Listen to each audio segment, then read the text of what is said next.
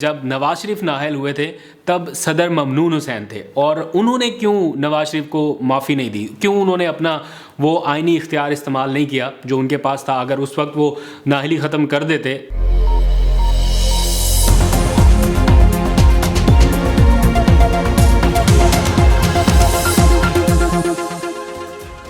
बिस्मिल्लाहिर्रहमानिर्रहीम, अस्सलाम वालेकुम। पाकिस्तान और दुनिया भर में देखने और सुनने वालों को अब्दुल कादिर का सलाम। कल के व्लॉग में मैंने आपको बताया था कि इमरान खान साहब की मुमकिना नाअहली के लिए हर मुमकिन कोशिश की जा रही है और जिन केसेस में ये नाअहली करना चाहते हैं उन केसेस में तो हो नहीं सकती अगर कानूनी और आइनी तौर पर देखा जाए, और अगर बिलफर्ज हो भी गई तो सदर माफ़ कर सकते हैं। तो आप में से बहुत सारे लोगों ने ये सवाल पूछा था, बल्कि कमेंट सेक्शन भरा हुआ था कि जब नवाज शरीफ नाअहल हुए थे तब सदर ममनून हुसैन थे और उन्होंने क्यों नवाज शरीफ को माफ़ी नहीं दी, क्यों उन्होंने अपना वो आइनी इख्तियार इस्तेमाल नहीं किया जो उनके पास था। अगर उस वक्त वो नाअहली ख़त्म कर देते तो नवाज शरीफ भी वापस आ सकते थे। और दूसरा सवाल ये था कि सदर सज़ा तो ख़त्म कर सकते हैं, मसलन जेल की कोई सज़ा है वो ख़त्म कर दी, लेकिन सज़ा के जो कॉन्सिक्वेंसेस हैं, यानी किसी सज़ा के नतीजे में अगर नाअहली है तो क्या वो भी ख़त्म होगी या नहीं। तो उस पर आज एक बार फिर कानूनी और आइनी पोजीशन जानने की कोशिश की है, डॉक्टर बाबर अवान से बात की है। कुछ ही देर में आप ये क्लिप जान सकेंगे, इस क्लिप की तफसील जान सकेंगे। नवाज शरीफ को सज़ा हुई थी तो ममनून हुसैन ने नवाज शरीफ को पार्डन क्यों नहीं किया? अगर ये पावर थी तो non exercise of power is no ground to say कि पावर एग्जिस्ट नहीं करती। लेकिन मुकम्मल क्लिप कुछ ही देर में मैं आपको सुनाऊंगा और आप ये भी जान पाएंगे कि माजी में कौन सा सदर था जिसने ये इख्तियार इस्तेमाल किया है और इससे फ़ायदा उठाने वाली कौन सी सियासी शख्सियत थी जो सदर के इतना करीब थी और वो ये इख्तियार इस्तेमाल करवाने में कामयाब भी हुई। और ममनून हुसैन अगर नहीं कर सके थे तो क्यों नहीं किया। और फिर कुछ सियासी मामलात के ऊपर भी बात करनी है। आपको मालूम है इन दिनों हलचल मची हुई है क्योंकि बस अब सिर्फ 24 घंटे बाकी रह गए हैं, शायद इससे भी कम, जब मुल्की सियासत का सबसे अहम ऐलान मतवक्के है या होने जा रहा है।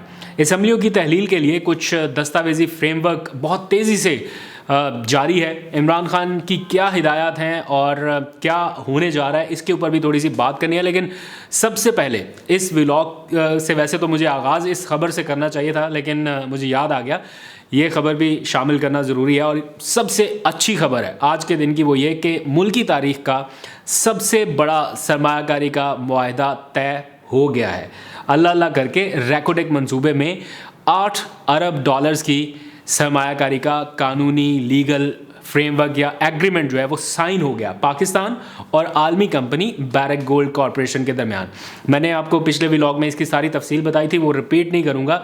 लेकिन इस मुआहदे के साथ ही, मतलब ये जो मुआहदा हुआ है ये 16 दिसंबर यानी आज के रोज़ से ही नाफिजुल अमल होगा और ये कंपनी फौरी तौर पर इस काम का या जो तांबे और सोने के ज़खायर है उसकी तलाश का काम पाकिस्तान में शुरू कर देगी।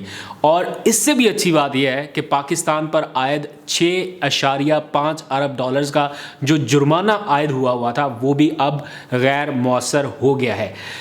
इन मौशी हालात में इससे बड़ी खुशखबरी मैं नहीं समझता कि हो सकती है।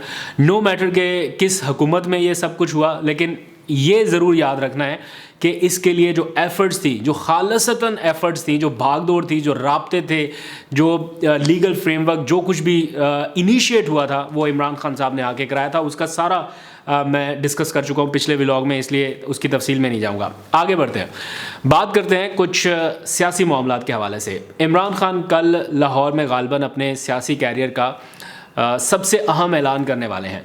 अहम मुलाकातें अभी भी जारी हैं, कुछ कानूनी दस्तावेज़ात की तैयारी भी हो रही है। पंजाब के बाद खैबर पख्तूनख्वा असम्बली की तहलील के लिए भी समरी की तैयारी का काम जारी है, या शायद मुकम्मल हो चुका होगा जब आप ये व्लॉग देख रहे होंगे। कुछ लोगों को है कि शायद वो असम्बली तहलील ना हो, ये तो खैर इमरान खान साहब ही जानते हैं कि आखिरी लम्हात में उन्होंने क्या करना है। लेकिन इतलात ये हैं कि जो KPK के वज़ीर आला हैं महमूद खान, उन्हें भी कह दिया गया है जिस तरह वज़ीर आला पंजाब ने समरी इमरान खान साहब को दी है, इसी तरह दूसरी समरी भी आ जाएगी। तो असम्बली की तहलील सिर्फ इमरान खान साहब की ख्वाहिश है या बाकी PTI के लोग या उनके इत्तेहादी भी चाहते हैं, क्या वो भी एक पेज पर है? और अहम सवाल ये भी है कि सदर मुमलिकत का वफाकी वज़ीरों से मुलाकात के बाद दौरा लाहौर क्या इमरान खान को असम्बलियों की तहलील से रोकने के लिए था? जो लोग ये नहीं चाहते कि असम्बली तहलील की जाए वो हुकूमत को पैगामात भेज रहे हैं कि आप ही इंतखाबात 2 महीने पहले कर लें, मतलब आपकी बात भी मानी जाएगी, इमरान खान भी मुतमईन हो जाएंगे कि इंतखाबात पहले हो गए और असम्बली भी बच जाएगी। और इस तरह की खबरें भी गर्दिश कर रही हैं कि कोई बैकडोर डिप्लोमेसी इस लेवल तक पहुंच गई है कि चले इंतखाबात 2 महीने पहले तक आ जाते हैं।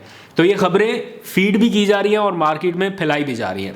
मोने सलाई भी इमरान खान साहब को मज़ीद इंतज़ार करने का मशवरा दे रहे हैं, ऑल्दो कि कह रहे हैं कि आपकी इमानत है असम्बली, जब आप कहेंगे तहलील करेंगे, लेकिन इंतज़ार का मशवरा बहरहाल उन्होंने दिया है। लेकिन जो फार्मूला पावर शेयरिंग का आगे चल के डिसाइड कर रहे हैं कि इतनी सीट एडजस्टमेंट हो जाएगी, उसके नतीजे में लगता है कि इमरान खान अपनी बात मनवा लेंगे। दूसरी तरफ हुकूमत हल्की फुल्की धमकियां भी दे रही है, मतलब पहले तो ये कहा कि करें आप असम्बली तहलील, देखी जाएगी जो होगी।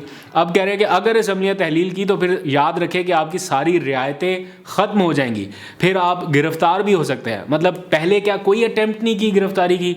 बनी गाला को यहाँ से ज़्यादा दूर तो नहीं है, मैं तो खुद सारे जा के विजुअल्स रिकॉर्ड कर चुका हूँ कि कैसे पुलिस हुकाम वहाँ पे पहुँचते थे, कैसे रास्ते बंद किए जाते थे बैरियर, और इमरान खान के बनी गाला घर के आसपास हर तरफ पुलिस एहलकार पहुँचे हुए थे। कितनी भारी नफरी वहाँ पे पहुँचाई जाती थी एफसी एहलकारों की। तो 1 से ज़्यादा अटैम्प्ट्स तो हो चुकी हैं, कुछ सीरियस अटैम्प्ट्स थी। तो तलाल चौधरी साहब फरमाते हैं कि असम्बली तहलील के बाद इसको गिरफ्तार करना आसान हो जाएगा। एहसन इकबाल साहब कहते हैं कि इमरान खान के खिलाफ फिर आईनी और कानूनी कार्रवाई आसान हो जाएगी। तो ये जो 30 मुकदमात आपने दर्ज किए हैं, 30 एक दो भी नहीं है, ये 2 दर्जन से ज़ायद जो मुकदमात आपने दर्ज किए हैं, तो क्या ये कानूनी कार्रवाई नहीं थी?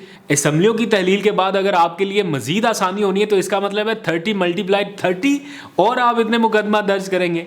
एनीवेज, कानूनी कार्रवाई से मुराद मेरा जहाँ तक ख्याल है वो इमरान खान साहब की हर सूरत नाअहली है कि बस किसी तरह से नाअहल करना है। इस नाअहली की सूरत में ज़्यादा से ज़्यादा क्या हो सकता है, लाइक इमरान खान नाअहल हो गए तो क्या वो सिस्टम से बाहर हो जाएंगे, सियासत से बाहर हो जाएंगे, या वो भी कहीं लंदन चले जाएंगे? तो ऐसा नहीं होने लगा। ना इमरान खान साहब सिस्टम से बाहर होने हैं, ना सियासत से बाहर होने हैं, और ना उन्होंने लंदन जाना है। तो मैंने कल के व्लॉग में आपको बताया था कि इस हवाले से 2 किस्म के इख्तियारात हैं, एक तो प्रेसिडेंट के पास है, एक अवाम के पास है। अवामी इख्तियार तो आपको पता है, इलेक्शन, मैंडेट, 2/3 अक्सरियत और सारे कानून बदल जाते हैं, सारी नाअहलियाँ ख़त्म हो जाती है। दूसरा सदर आरिफ अलवी के अपने इख्तियारात हैं कि वो किसी भी वक्त कोई भी सज़ा कहीं पे किसी भी मौके पे ख़त्म कर सकते हैं। लेकिन आप लोगों ने क्वेश्चन ये उठाया था कि जब नवाज शरीफ नाअहल हुए तो उस वक्त ममनून हुसैन प्रेसिडेंट थे पाकिस्तान के, तो उन्होंने ये इख्तियार क्यों इस्तेमाल नहीं किया, और फिर ये भी कि माजी में कौन कौन ये इख्तियार इस्तेमाल कर चुका है।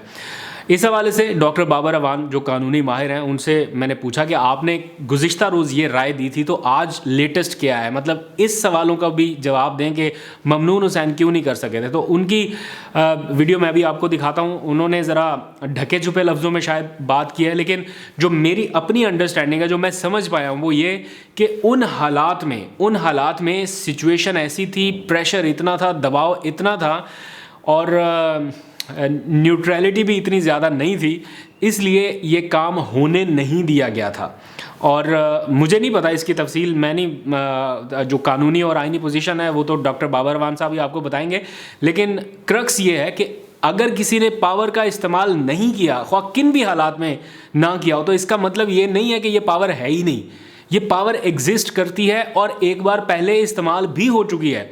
कौन सा प्रेसिडेंट था, कौन सा सियासतदान था, ये आप सुनिए और आपको मेरा ख्याल है जवाब मिल जाएंगे कि क्यों प्रेसिडेंट आरिफ अलवी इमरान खान साहब को सेफगार्ड कर सकते हैं, क्यों उनके हाथ में है ये सबसे बड़ा ट्रम्प का कार्ड। तो आपके सवाल का जवाब ये रहा। मुझे दीजिए इजाज़त, बाबर अवान साहब का क्लिप देखिए। नवाज शरीफ को सज़ा हुई थी तो ममनून हुसैन ने नवाज शरीफ को पार्डन क्यों नहीं किया? अगर ये पावर थी तो non exercise of power is no ground to say कि पावर एग्जिस्ट नहीं करती। एक तो ये कि जो नवाज शरीफ की सज़ा थी, वो सज़ा होने के बाद सारे इतने डर गए, इतने खौफजदा हो गए और इतने हवानक हो गए कि उनको याद ही नहीं रहा होगा, या दूसरा ये कि ममनून हुसैन ने बहैसियत सदर इनकार कर दिया कि मैं अपनी पार आपके लिए एक्सरसाइज नहीं करता, इसलिए कि उन्होंने ममनून हुसैन के साथ, वो दुनिया में नहीं रहे, अल्लाह बख्शे, मैं इस्लामाबाद में रहता हूँ, मुझे पता है जिस तरीके से वो उनके साथ बिहेव करते थे। तो वो बाकी जो बड़ी जगह जहाँ पे वो नज़र आ सकते थे उनकी बजाय सोशल लाइफ में जो सेरेमोनियस एक दो इवेंट्स होते हैं उसके अलावा उनको वो हिलने जुलने भी नहीं देते थे। ये कैफियत थी गालिबन।